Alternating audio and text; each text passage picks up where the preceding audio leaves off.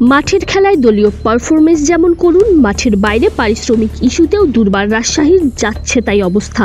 9 ম্যাচের মধ্যে রাজশাহীর জয় মাত্র 3 ম্যাচে। তবে ব্যক্তিগত পারফরমেন্সে তাসকিন আহমেদ নজর কাড়া।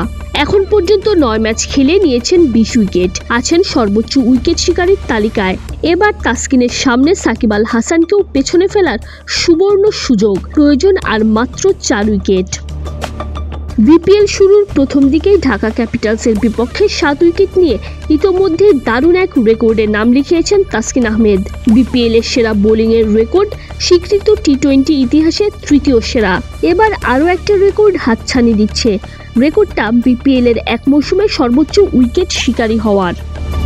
9 ম্যাচেই তাসকিনের ঝুলিতে আছে 20 উইকেট।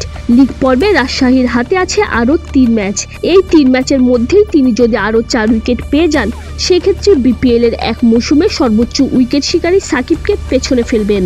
2018-19 মৌসুমে ঢাকা ডায়নামাইটসের হয়ে 15 ম্যাচ খেলে সাকিব নিয়েছিলেন 23 উইকেট, যা এখন পর্যন্ত সর্বোচ্চ। পয়েন্ট টেবিলের সুবিধাজনক অবস্থানে না থাকায় প্লে অফে ওঠা রাজশাহীর জন্য অনেকটাই কঠিন। ফলে লিগ পর্বে 3 ম্যাচের মধ্যেই তাসকিন যদি আর 4 উইকেট পেয়ে যান, তাহলে প্লে অফে না উঠতে পারলেও সাকিবের রেকর্ড ভেঙে ফেলতে পারবেন সহজেই। এর আগে সাকিব নিজেই নিজের রেকর্ড ভেঙেছিলেন। 2017-18 মৌসুমে একই দলের হয়ে 13 ম্যাচে 22 উইকেট নিয়ে রেকর্ড গড়েছিলেন।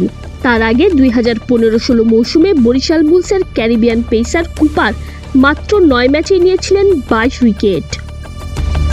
অবশ্য কেভন কুপার বাদেও বিপিএল এর এক মৌসুমে 22 উইকেট নেওয়া বোলার আছেন আরও 4 জন, তাসকিন আহমেদ, মাশরাফি বিন মোর্তজা এবং রুবেল হোসেন। তাদের 3 জনই এই কীর্তি গড়েছিলেন 2018-19 মৌসুমে।